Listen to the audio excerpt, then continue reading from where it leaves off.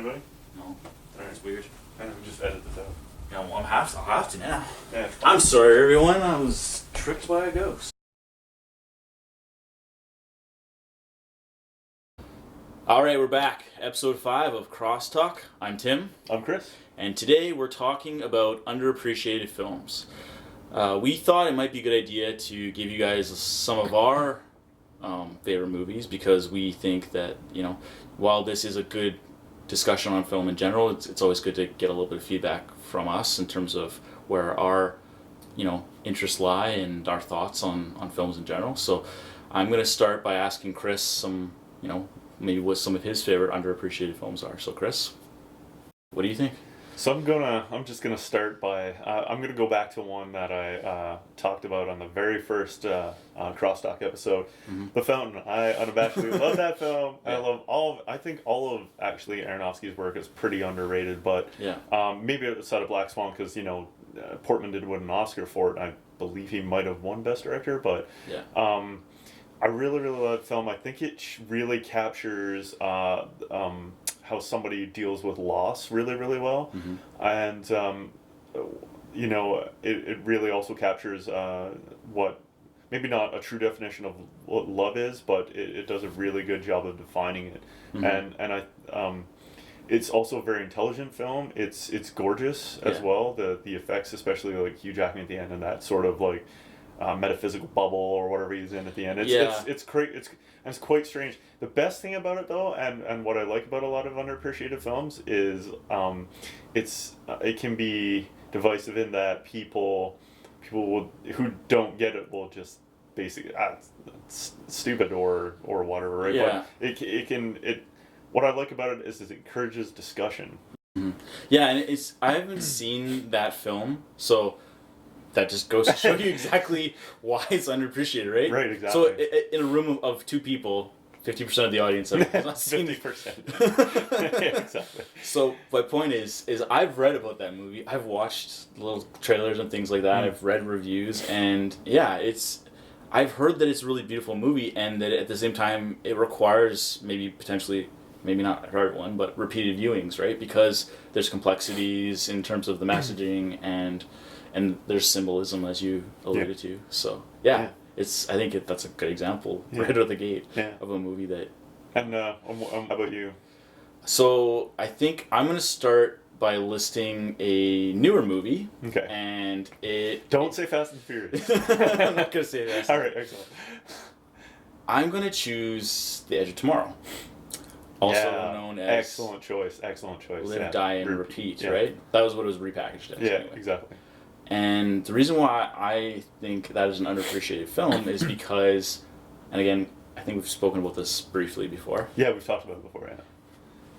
It was marketed very poorly to the general public, but as soon as I saw it in Cineplex's magazine, like the year before it was supposed to be out, I said, this is going to be a good movie because it actually does 2 things. If you really like Tom Cruise, you're going to enjoy it because you get to see Tom Cruise like all the time. And if you hate Tom Cruise, you're going to enjoy it because you get to see Tom Cruise die. Again and repeatedly. again, yeah. Right? Read this and heard this about it too. A lot of what hurt that was Oblivion came out right before it with Tom Cruise as well. Yeah. So people got confused and sort of thought it was maybe not the same movie, but I just saw this a month ago and this was terrible. You know what I mean? Okay, and I was going to bring up Oblivion too. And I enjoy Oblivion. I actually haven't seen it.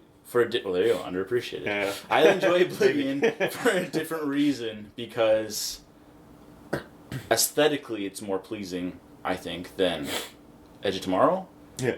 And also because of the soundtrack, which M83 did the soundtrack for, and it's a really, really good soundtrack. So that's why I enjoy that movie, because I think as a creative person, you can go and watch that movie and appreciate the cinematography, but not necessarily the plot. Like it's been done before. Yeah, like Indiana Jones and Temple of Doom. Great soundtrack, beautiful movie. Maybe not so great. Yeah, but and I was gonna say like Moon is another underappreciated movie. Moon's it's similar to to Oblivion. Yeah. So that was sort of my initial unholy trinity of underappreciated sci-fi movies, and I thought that's what I wanted to start with because I think those are good examples. Yeah, I sort of got another one that I actually thought right before we started shooting the video. Yeah. And this movie is, people either love it or they hate it, and it's, I believe, 50 maybe 60% on Rotten Tomatoes, but I really really enjoy it. It's called Detention. Oh yeah. And it's a sci-fi horror comedy mashup. Yeah. It's very very odd. Yeah. But it's got Dane Cook in it, which is usually a giant red flag because hello, right? But it's I just think it's really really funny, and it's sort of an interesting take on growing up because it's centered around teenagers. And it starts out, they sort of play it as a slasher flick, but then they introduce time travel and body swapping, and it's odd, but it's, I don't know, it's one of those things where it kind of encapsulates sort of growing up, like, just, it kind of speaks to me that way. Yeah. So, an example that I was going to go into that was on that same note was the movie Frighteners with Michael J. Fox. Yes. So that's a horror and a comedy too, right? Yes. And people get confused because you can't just call it a comedy because it's not just comedy. No. And you can't just call it a horror movie, and you can't just call it an emotionally driven movie because it's not any one of those things. It's sort of this weird combination of elements, and again, I think why it didn't do well is because of how people initially perceived it. Yeah, and I want to go to horror. So I love the genre, and there's a lot of underappreciated things, but the remake of My Bloody Valentine 3D, it is amazingly fun. You would think that killing people with a pickaxe would get old after a while, but no. They do a really good job of keeping the kills fresh, and it's one of those ones where you think you know who did it, but at the end they throw in a little twist there. It may be, if you, as they're doing the flashbacks of like how it happened throughout, you're maybe I don't know, stretching it a bit, but and it's got Jensen Ackles in it, and he is the best. Jensen Ackles is awesome. If you've ever seen Supernatural, he's great in it, and he's done like a lot of voice work. Another good one is The Descent. Oh yeah. Very very great little horror film. Like, if you're claustrophobic at all, that movie should scare the ever loving hell out of you. Like, just from that point of view, let alone there are monsters in the cave, right? But it's so, the sequel not so much, but when most of the time laws of diminishing returns and all that, but that is a great little horror film, and it's a little European one, like I won't say like Britain, but it's a great little horror film. And I've heard that The Purge 2 is also a good. I've heard that too. I haven't seen it. Yeah, I haven't seen it either, but I want to. I was doing research and I saw that movie and I was like, I should watch this because because it's supposed to be better than the first one, because the first one is kind of self-contained, and the second one they kind of explore more of the violence and also how it affects different classes of people, which is interesting, right? Yeah, and the best horror typically have some sort of message to it, right? Other than just the violence. Yeah. Which is So again, like, you do have a lot of underappreciated stuff in there, right? So yeah, totally. I mean, I was gonna pick The Final Girls, but we've talked about it too. And I reviewed it, and I think it's a fantastic example of horror done right. Yeah. It's like, so do you have a few more? Or? Yeah, I do. See, I'm just thinking of these right now, just popping in my head. So the other area I kind of want to go into was comedy, because I have a fairly sizable collection, and comedy appears to be, a good chunk of it. Yeah. So one of the really good examples I always think of when I think of underappreciated comedy films is Anchorman II.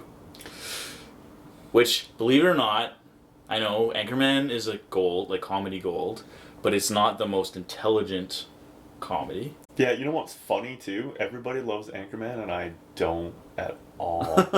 Anchorman 2 is a much stronger film than Anchorman. Really? Huh. And the reason is because of the message that it is portraying. Oh yeah? About news. Oh yeah? Yeah. Interesting. Which is... Well, they sort of roast commercialization of news. Oh, okay. And how in our modern era we've sort of been given tons of options as it relates to media consumption. Yeah. But in the 80s, it was oversaturation of networks and things like that. Interesting. So as a movie, it addresses that, and it's also fun. It's got more of an interesting message maybe than the first one. There's other examples I had too, and I don't know why I started with Will Ferrell. Probably because it's like it's more fresh in your head. But there's movies like Management.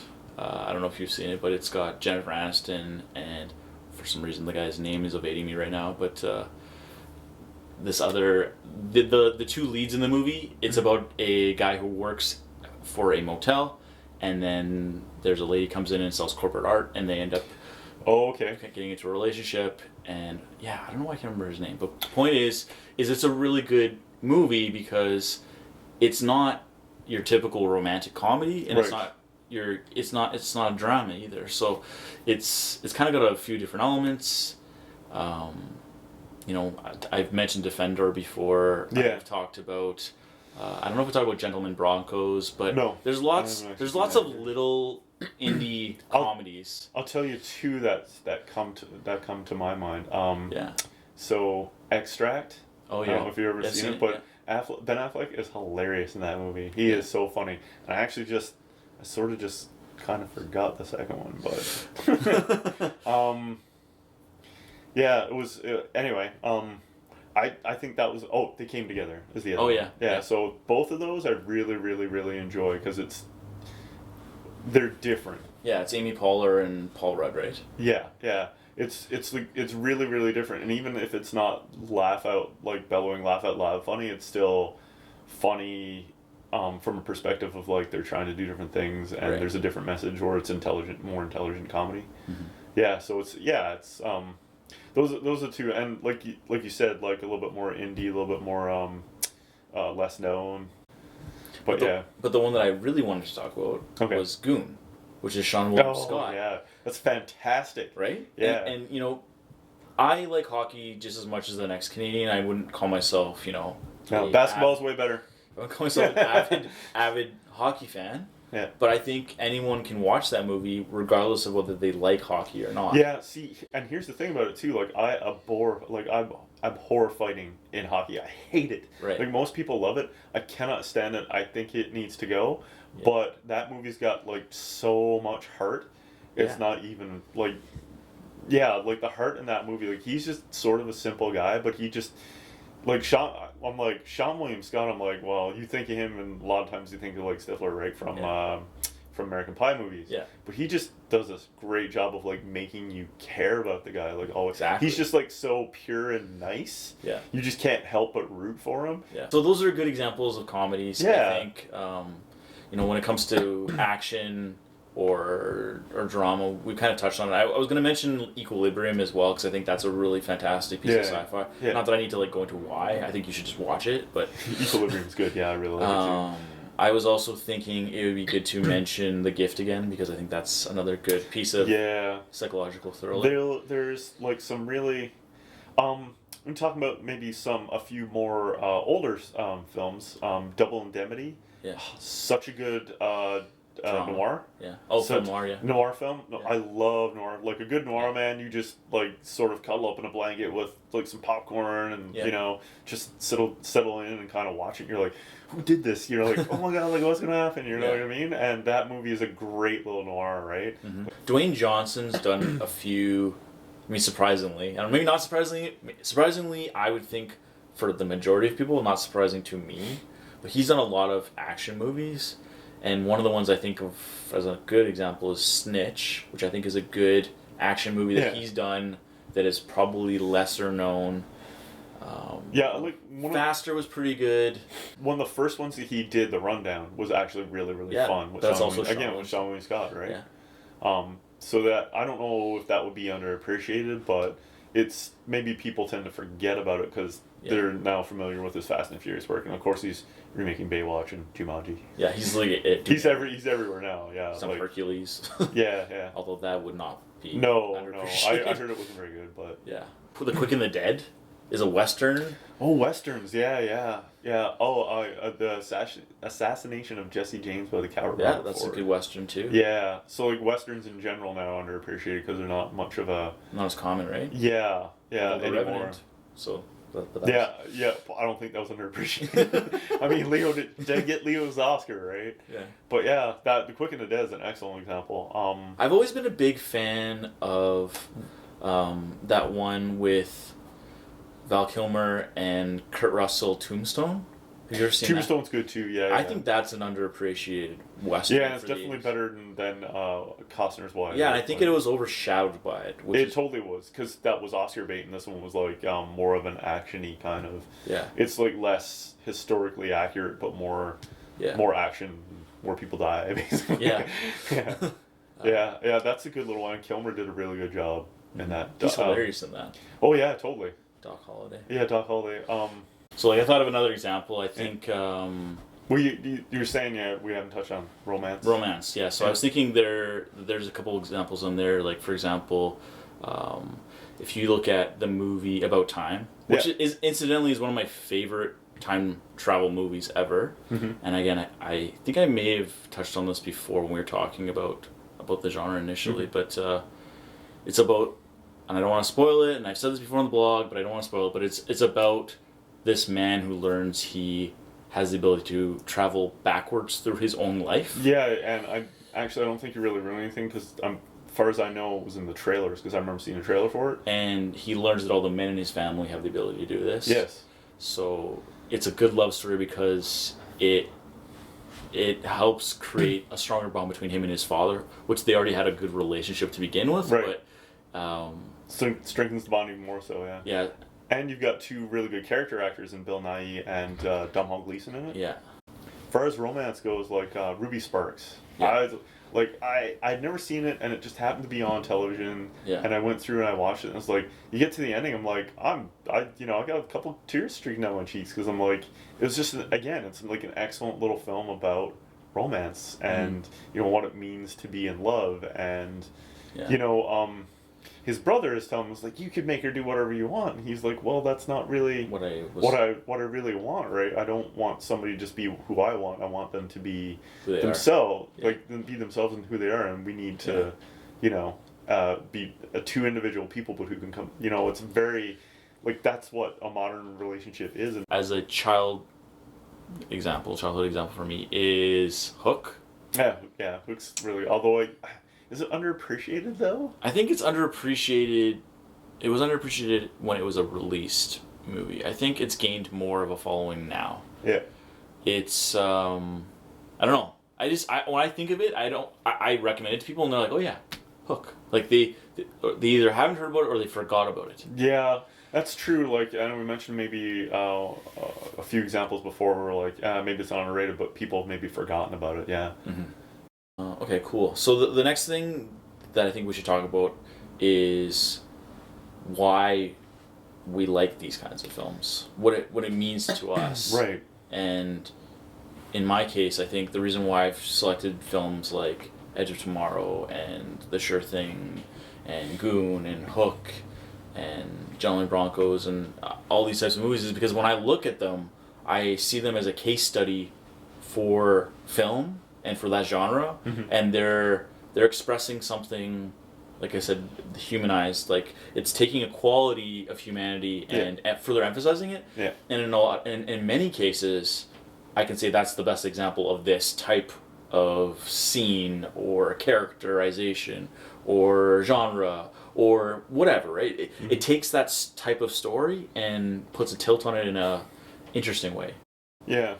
For me, why I like these films, and maybe what I think that they're underappreciated, it makes me think. It makes me want to maybe from a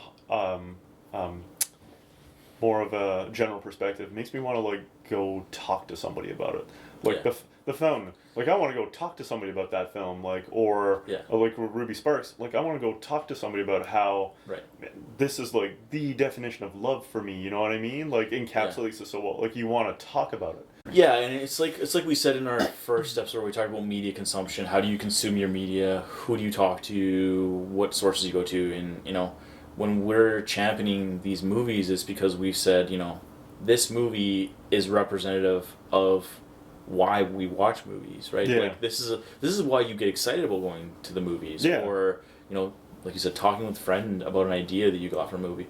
When I think of, and I didn't say this movie yet because I was kind of saving it, but when I think of the movie Numb with Matthew Perry, I think that's a perfect example that encapsulates the idea of mental illness and how it's not this thing that you can just pigeonhole and say mental illness is this and this and this is how you deal with it. In the movie, and I don't know if you've seen it, but in the movie, Matthew Perry is diagnosed with mental illness, and he slowly realizes that all the psychologists and psychiatrists can't really perfectly describe what he's dealing with. Mm-hmm. So in a lot of ways, he has to accept what he's dealing with. I mean, obviously he gets treatment, but then he has to then go and live his life with whatever he's dealing with, and that's why I get excited about that movie, because I can say this is a good movie about this, and like you said, go watch it, or I want to talk to you about it, or even go watch it because we should have a discussion about it after, and even if they're like, wow, I hated that, you can still have a pretty passionate conversation about why.